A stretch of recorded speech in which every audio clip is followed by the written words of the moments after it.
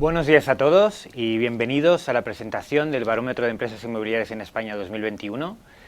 Para los que no me conozcáis, yo soy Cristian De Angelis, soy cofundador de G-Prime y del grupo editorial Cinnamon News. Y primero de todo, dejarnos dar un agradecimiento a IE Business School por apoyarnos en este proyecto y por acogernos en este edificio tan bonito, en su nuevo edificio en Madrid. Me encargaré de un poco ir conduciendo esta presentación del barómetro, que enseguida os explicaremos un poco en qué consiste y cuáles son sus objetivos.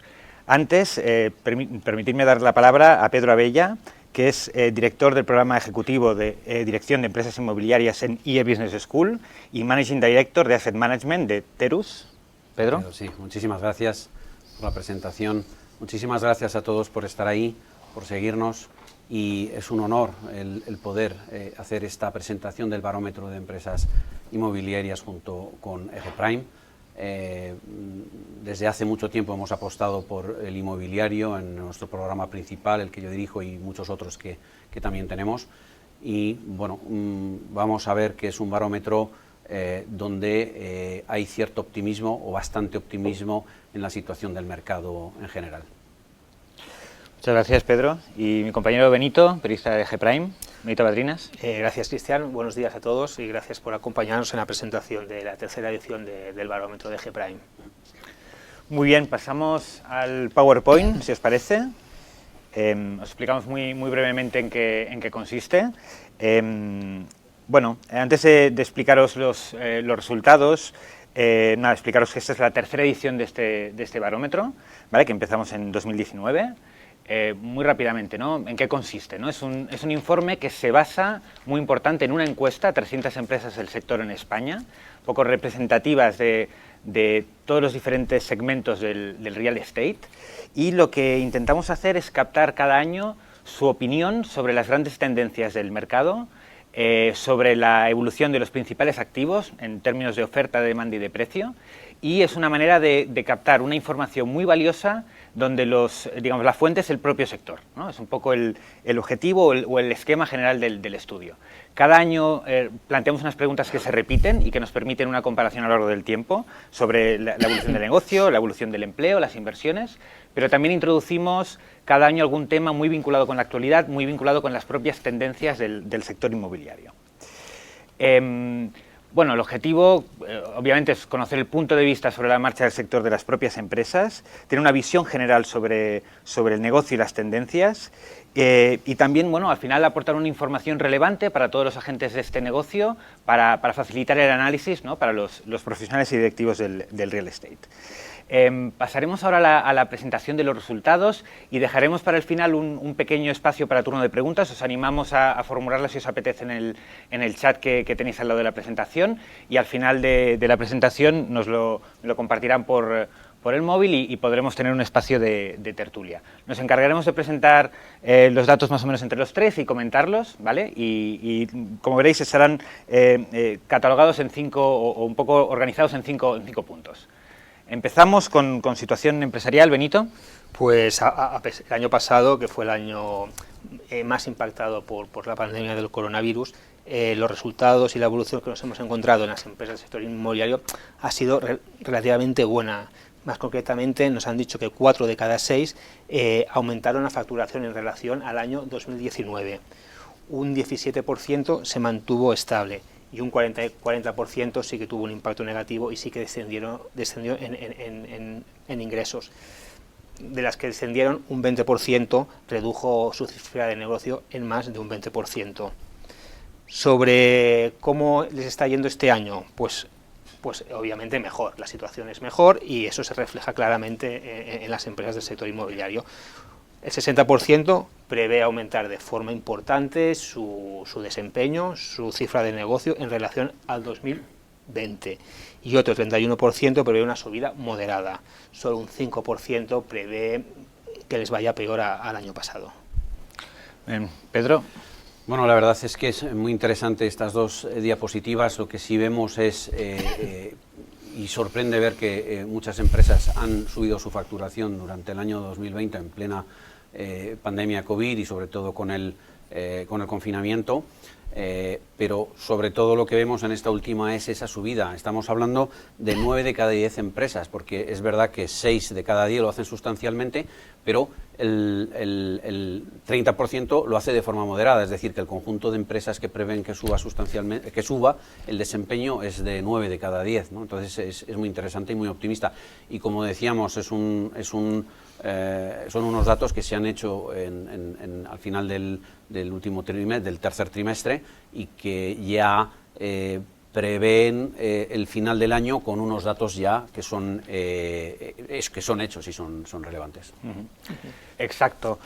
Bueno, pasamos si os parece, al segundo capítulo sobre estrategia empresarial. Aquí les formulamos a las empresas 3 preguntas o tratamos 3 temas. El primero de ellos se refiere a su estrategia o su posición en relación a su cartera de activos, ¿no? Después del COVID, ¿cuál es su posición en torno a su cartera de activos? Y yo creo que son datos, muy al hilo de lo que decía ahora Pedro, también muy optimistas o muy positivos.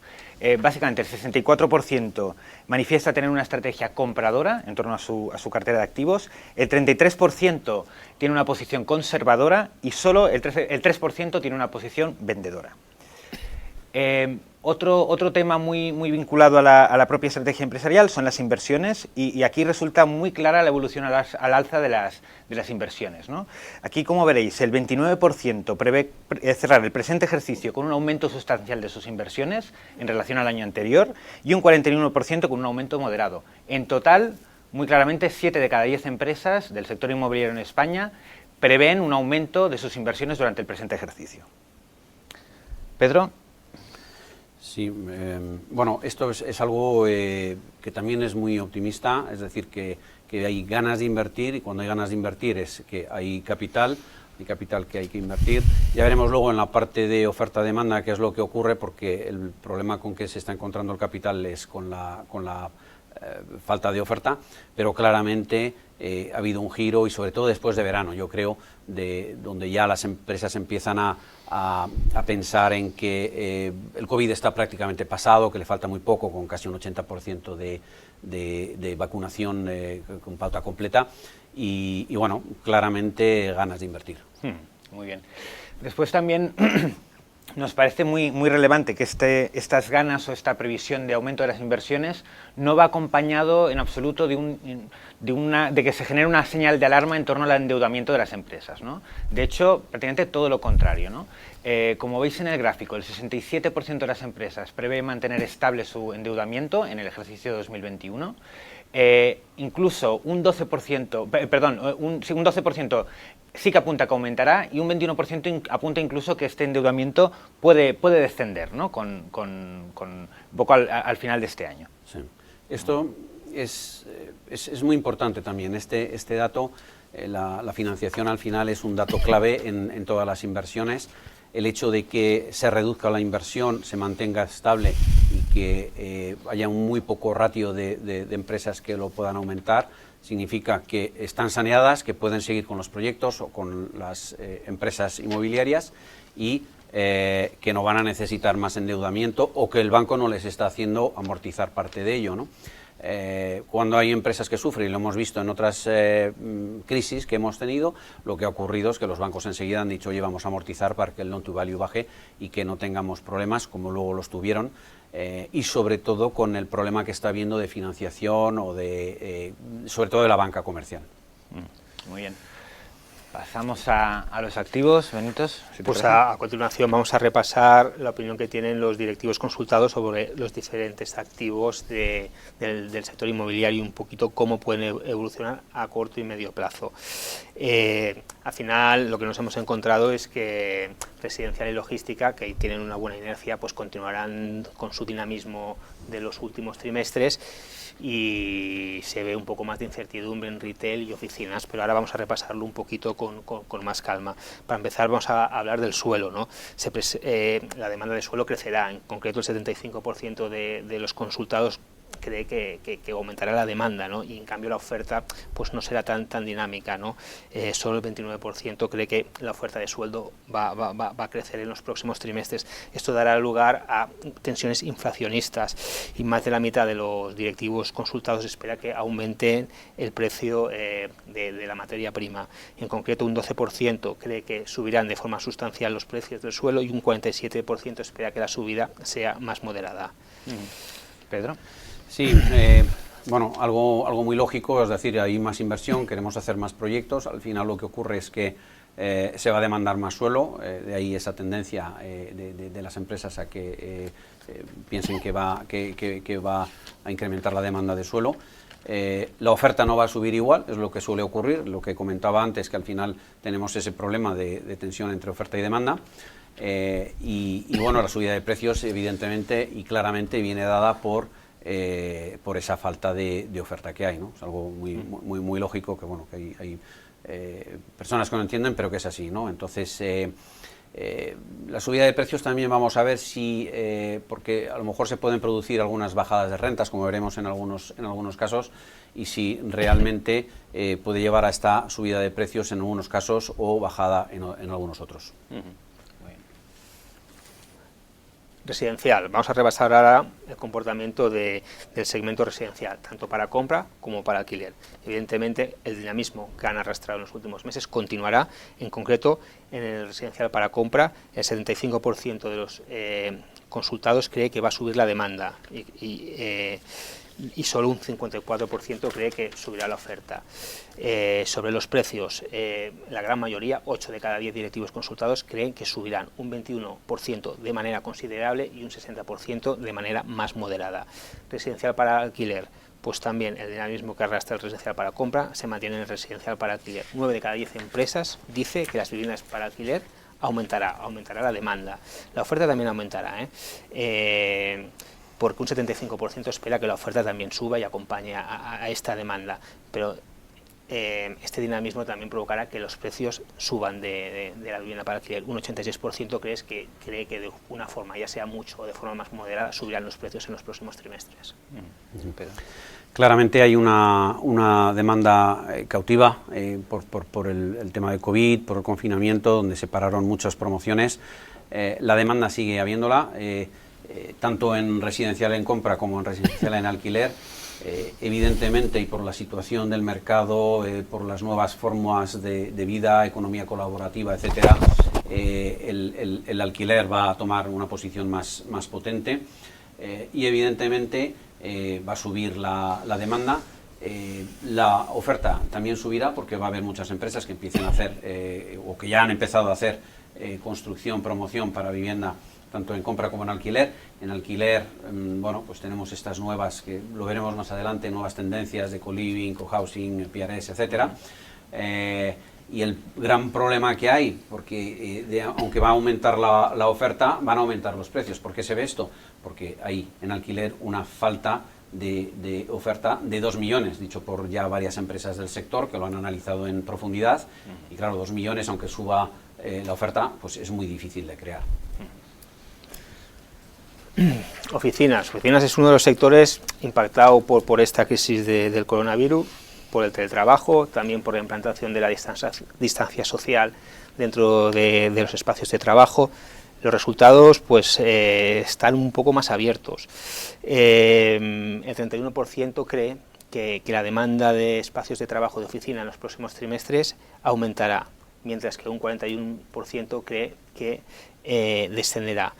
No se esperan grandes cambios en este sector de momento. Está un poco a la expectativa de cómo evolucione en los próximos meses la pandemia y las nuevas formas de trabajo.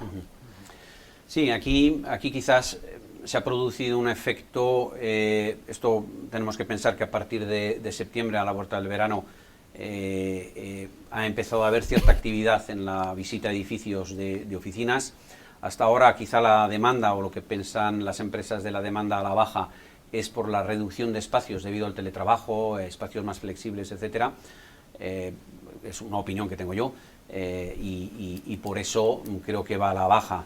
Evidentemente, para oficinas nuevas, con nuevas tecnologías, con nuevos conceptos de sostenibilidad y sobre todo también de trabajo y de salubridad, pues lo que va a ocurrir es que habrá un cierto número de empresas que irán a edificios nuevos, ¿no? En Tours, por ejemplo, así lo estamos viendo, con edificios que estamos promoviendo nuevos con LEED Platinum y vemos eso, ¿no? ¿Los precios irán a la baja? Pues depende, porque parece que ya es la opinión de las empresas, pero yo creo que también ahora, después de septiembre, si las empresas ya saben el número de metros cuadrados que van a necesitar y cómo se van a organizar, es posible que empiece ahora a haber una contratación que veremos para mediados del año que viene o finales del año que viene. Vamos con el retail, que es otro de los sectores más impactado por la crisis. Teoría, los resultados que nos han salido es que poco a poco pues se va teniendo en cuenta este segmento, pero también son un poco dispares los resultados. El 34% de las empresas, de los consultados, cree que la demanda de locales en High Street bajará, aunque tenemos que un 24%, uno de cada cuatro, cree que ocurrirá lo contrario, que volverá a aumentar la demanda. En todo caso, más de la mitad de los panelistas cree que los precios de los locales bajarán a lo largo de los próximos trimestres. La situación es muy parecida en centros comerciales. Más de la mitad cree que la demanda de centros comerciales bajará y concretamente también un 66% opina que las rentas se recortarán a la baja. El retail en general estaba tocado antes de la pandemia. La pandemia, yo creo que lo que ha hecho es darle la puntilla. Evidentemente ha habido un gran avance de las ventas online y operadores de offline que han pasado a online y operadores de online que han pasado a online. Tanto el retail como el high street como centros comerciales al final tendrán que reinventarse, ver cómo avanzan, ¿no? Hablábamos de esas diferentes opciones que hemos tenido a lo largo de la historia de los centros comerciales, desde las galerías comerciales, los zocos, los hipermercados con galería, los malls, etcétera. Ahora pues algunos centros como el de Merlin X Alcorcón, pues que son más de ocio, y bueno, en países como España el ocio funciona bien y puede ser que por ahí puedan ir las tendencias, pero se tiene que reinventar. Al final es una cuestión de prueba-error y ver cómo funciona, ¿no? Pero se reinventará con toda seguridad. Muy bien. Muy bien, pues seguimos repasando subsectores. Ahora vamos a repasar la logística y el industrial, que es otro de los sectores que ha salido vencedor de esta crisis. Pues este dinamismo que hemos visto en los últimos años, últimos trimestres, continuará en los próximos meses, empujado por el alza del comercio online.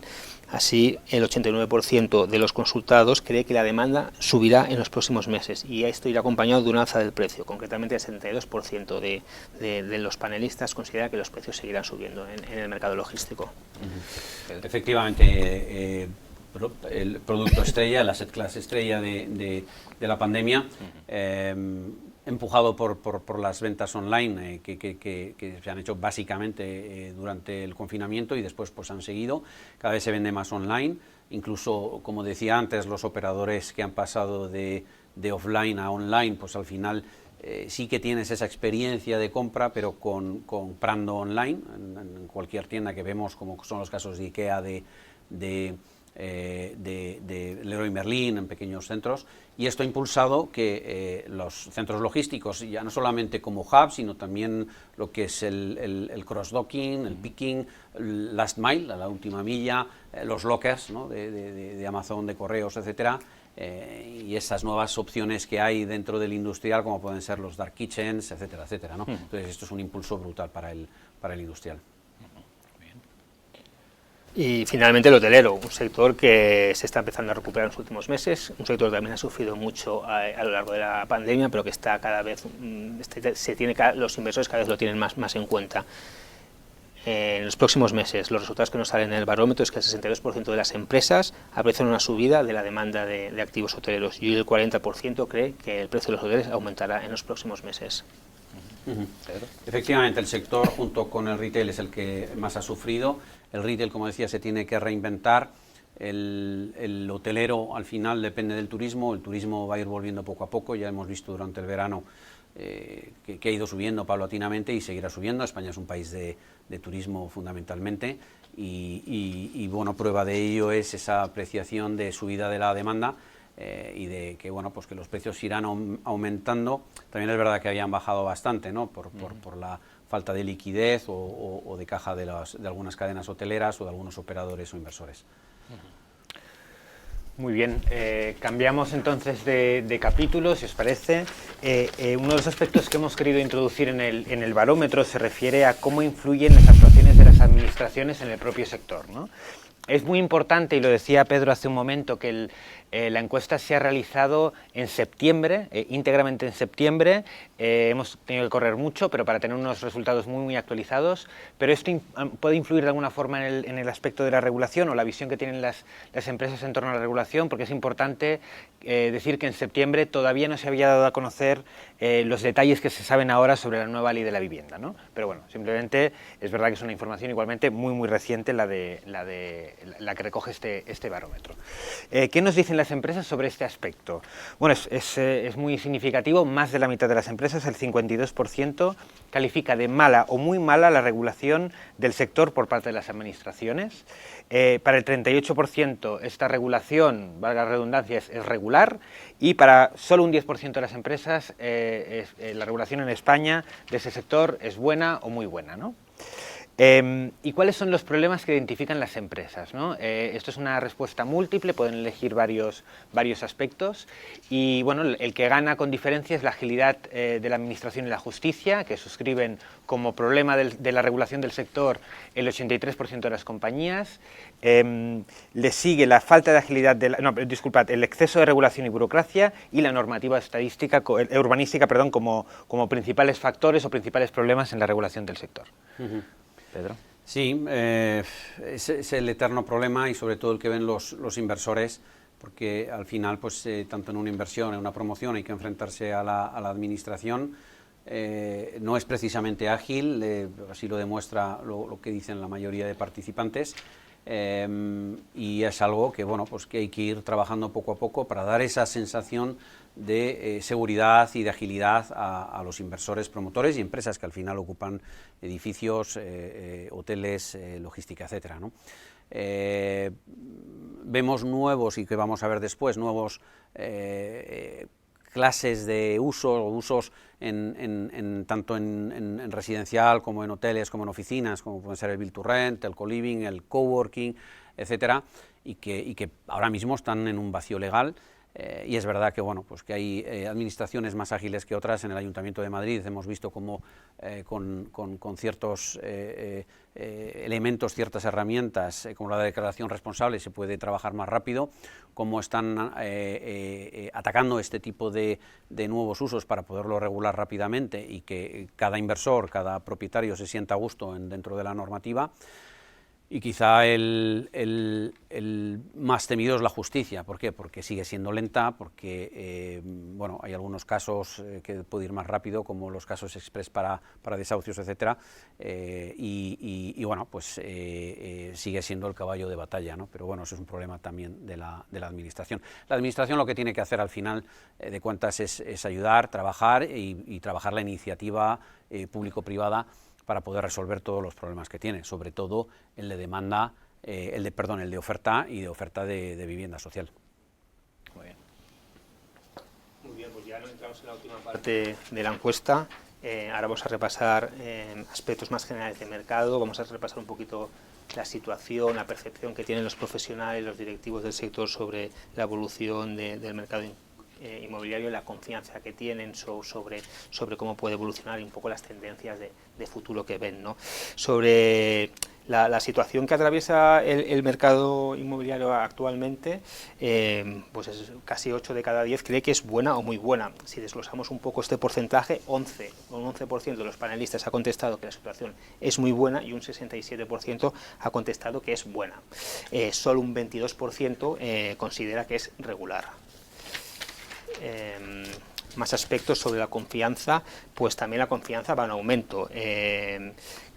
La confianza sobre la evolución futura a corto, medio plazo, el 61% de las compañías considera que el nivel de confianza social que tiene el sector inmobiliario es alto. Es un porcentaje que ha subido significativamente respecto a los resultados de un año antes, cuando solo el 19% del sector tenía de confianza sobre el desempeño que podía realizar el sector inmobiliario. Última parte, tendencias. Tendencias que se vislumbran de cara al futuro. Algunas ya llegan de este último año, como el Build to Rent, el coworking o el co-living, que son tres tendencias, tres apuestas de futuro en la que creen el 86% de los operadores.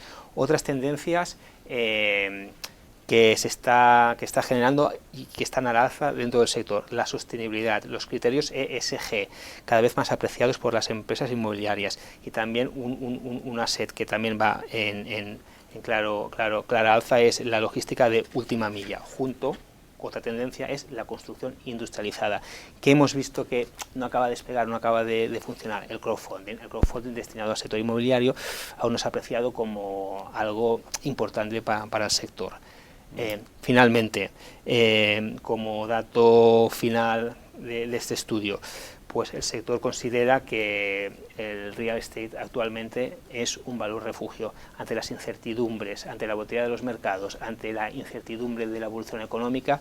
Pues 9 de cada 10 consideran que se ha convertido en un refugio inversor para destinar recursos. Pedro. Bueno, es muy claro, ¿no? Es decir, el sentimiento es personal de cada empresa o empresarial de cada una de ellas.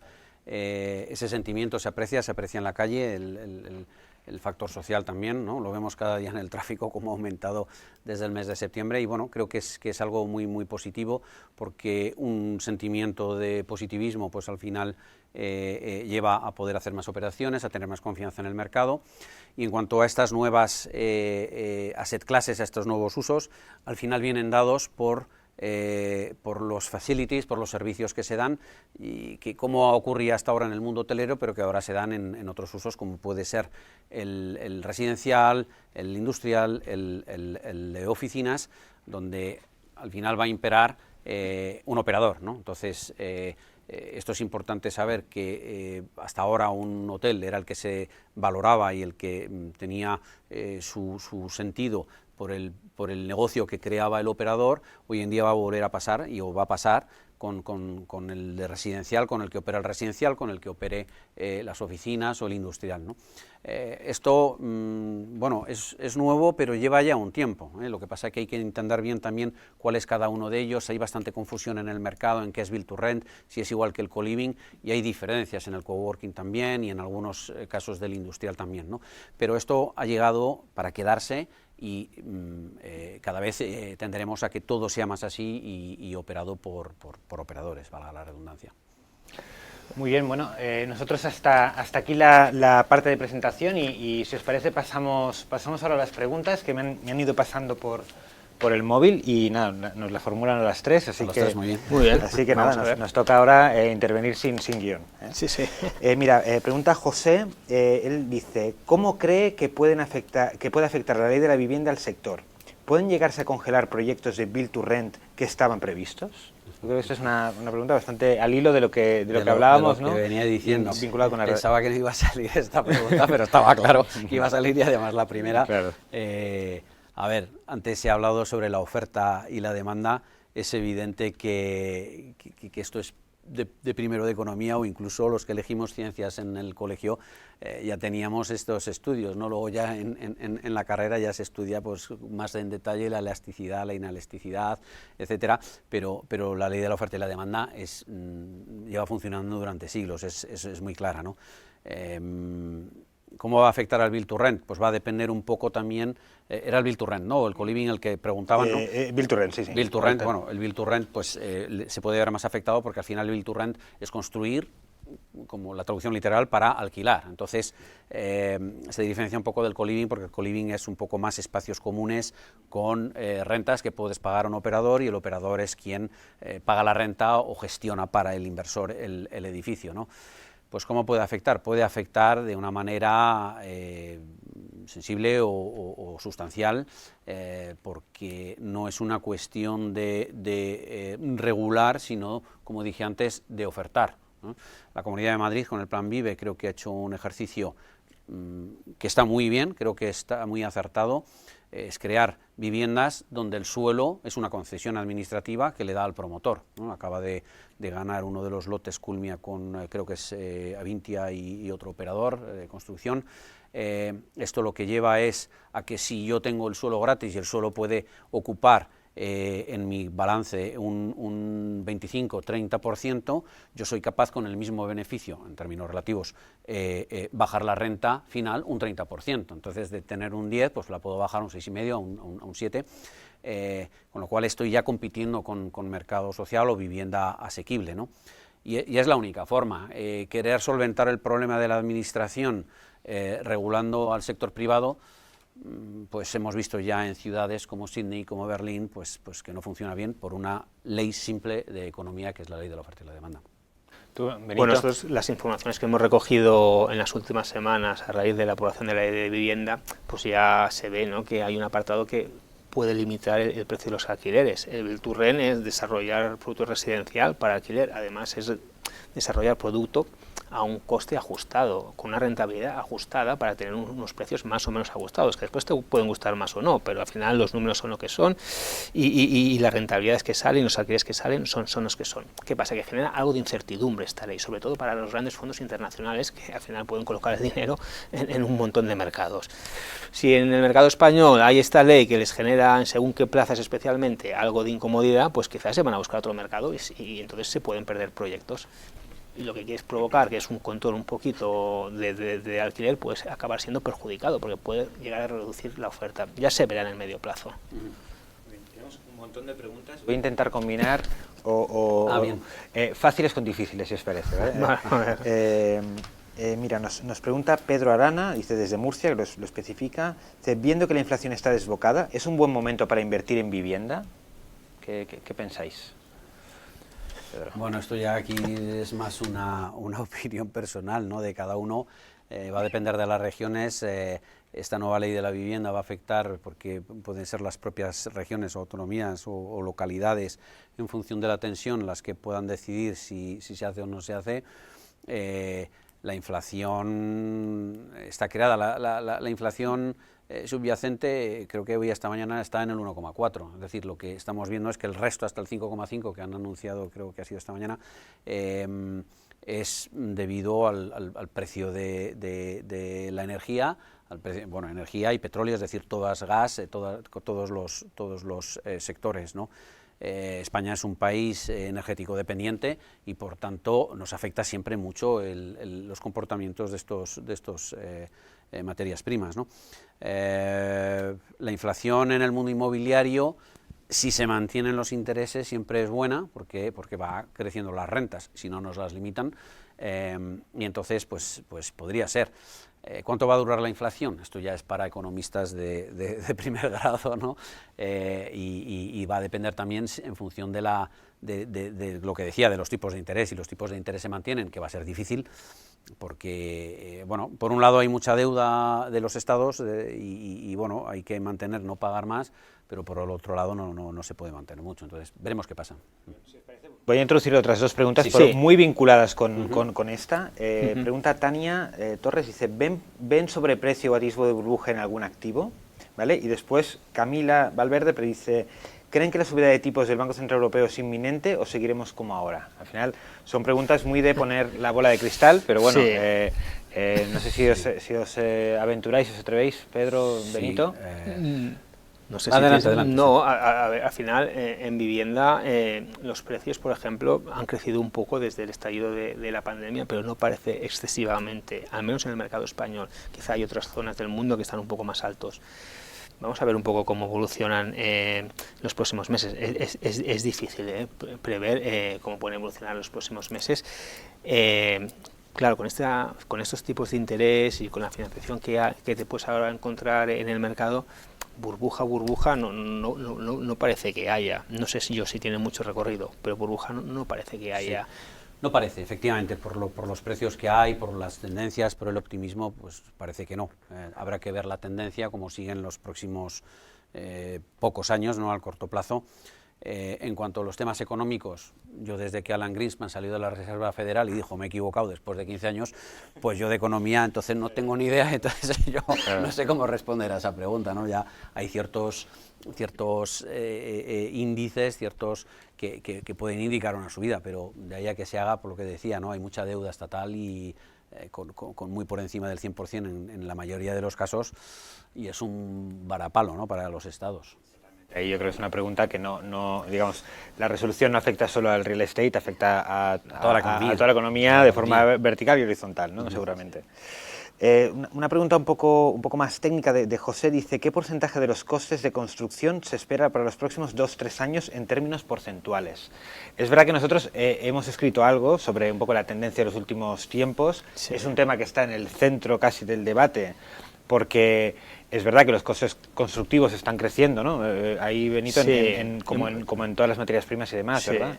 Nosotros hemos publicado algún reportaje sobre esto y claramente desde el primer trimestre los precios han ido aumentando y en esta última parte del año pues están más alto que nunca. No recuerdo ahora las cifras exactas, son cifras significativas hasta el punto de que patronales y entidades y alguna empresa pues está empezando a incomodar porque se están incrementando los precios, pero también porque los materiales para desarrollar los proyectos tardan en llegar, les cuesta conseguirlos, pues muchas veces vienen de fuera de España y con los problemas logísticos que hay, pues les cuesta que lleguen estos materiales y hace que se encarezcan aún más de precio.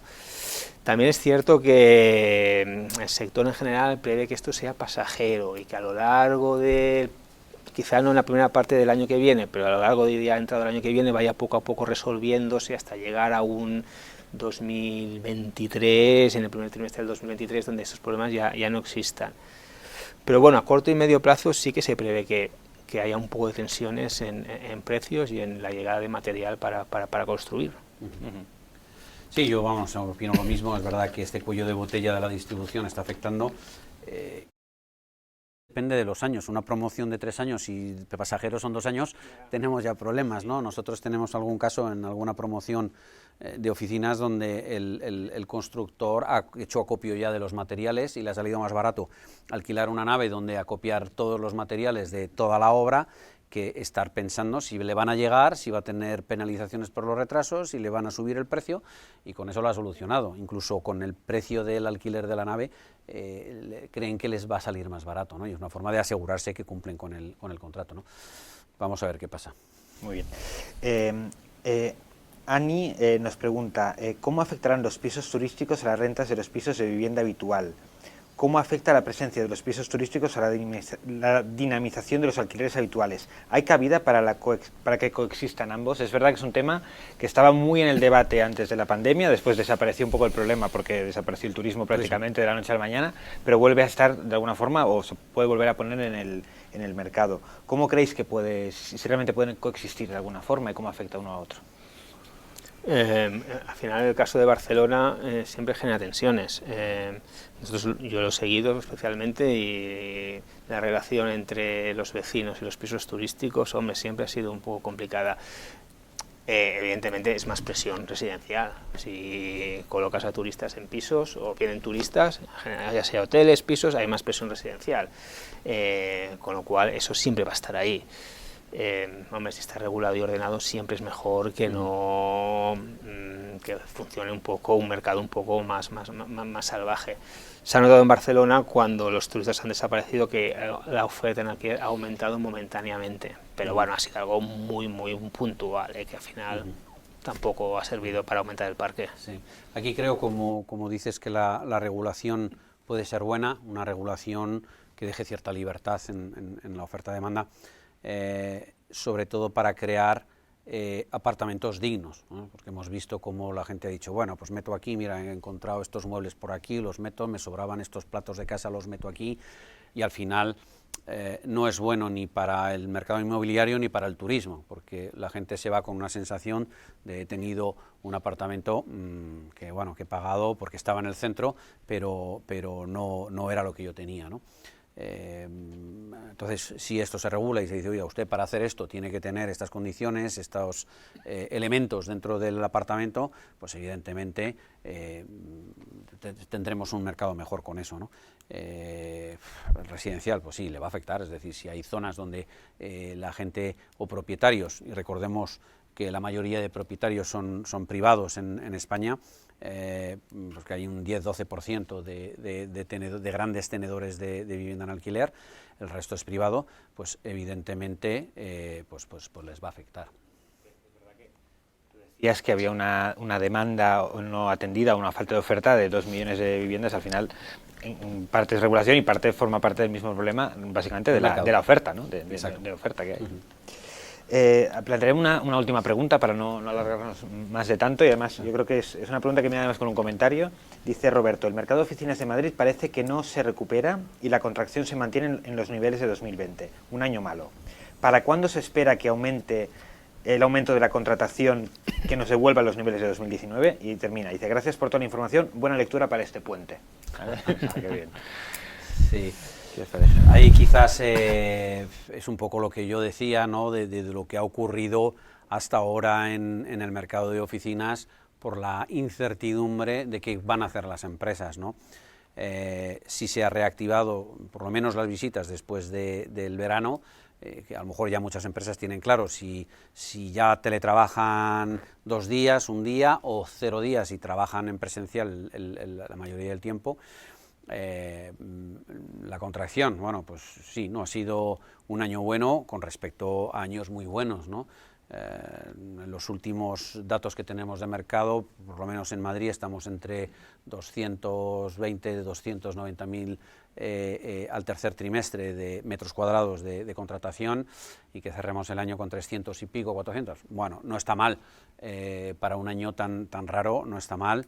En Barcelona ha habido más contratación, y bueno, pues no es un mal dato, no es bueno, pero no es un mal dato. Es decir, llegar a los 800.000 metros cuadrados de precrisis, pues es difícil, pero bueno, se van contratando metros. Al final, esto es muy permeable, en este caso, muy claramente a la situación de la economía, que al menos ahora con la vacunación y con las perspectivas parece que va a ser mucho mejor, ¿no? en los próximos trimestres, seguramente. Sí, bueno, al final los grandes expertos prevén que este último cuarto trimestre ya sea un poco más bueno en Madrid, porque la verdad es que los 3 primeros no han sido muy buenos. Hombre, en Madrid también hay grandes centros de trabajo donde el teletrabajo se ha implantado de forma más o menos masiva. La vuelta a las oficinas no está siendo tan rápida como se esperaba, y además no solo eso, sino que hay muchas empresas que han implantado el teletrabajo de forma permanente, y de hecho que muchos trabajadores pues han apuntado a esta tendencia, con lo cual están librando metros cuadrados, necesitan menos metros cuadrados, y a ello le unimos una incertidumbre que tampoco se acaba de despejar, pues ha hecho que la contratación esté débil, pero de todas maneras volverá, porque el caso que Barcelona, que al final está ahí al lado, se está comportando relativamente bien. En general dicen que porque el sector tecnológico, que tira mucho, está muy presente en la ciudad, con lo cual lo que está pasando en Barcelona, tarde o temprano en Madrid también se va a reproducir, creo yo, vamos. Muy bien, pues si parece lo dejamos aquí. Muchísimas gracias. Gracias a vosotros. Gracias a vosotros. A todo el mundo que está conectado. Enseguida compartiremos el enlace para que, obviamente, ha habido un chorreo de datos, pero para que podáis verlos en detalle, si os apetece para el fin de semana o cuando queráis. Sobre todo, creemos que es información que puede ser útil para pensar, para reflexionar y analizar sobre todo lo que está pasando, ¿no? Nada más, agradecer de nuevo a IE Business School por su apoyo en este proyecto, por acogernos aquí, y nada, esperamos que a todos vosotros os resulte realmente una información muy valiosa e interesante. Muchas gracias. Hasta luego. Muchas gracias. Adiós.